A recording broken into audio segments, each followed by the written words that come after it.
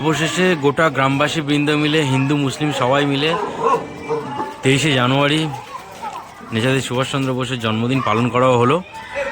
সবাই মিলে পুজো করা হচ্ছে, হিন্দু মুসলিম আমরা সবাই এখানে পুজো পালন করা হচ্ছে। আমি পুরো ভিডিও ফুটেজ দেখাবো।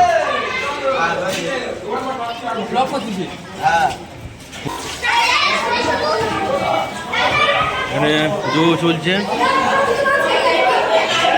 সবাই বাচ্চারা আছে, কত আনন্দ, কত মজা।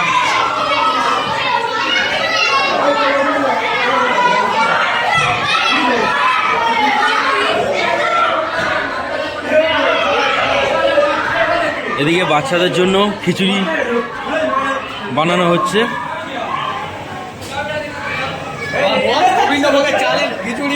গোবিন্দভোগ চাল। আবারও প্রমাণ হয়ে গেল আমরা হিন্দু মুসলিম ভাই ভাই, মোরা একই বৃন্তে দুটি কুসুম। হিন্দু মুসলমান, মুসলিম তার নয়নমণি, হিন্দু তাহার প্রাণ।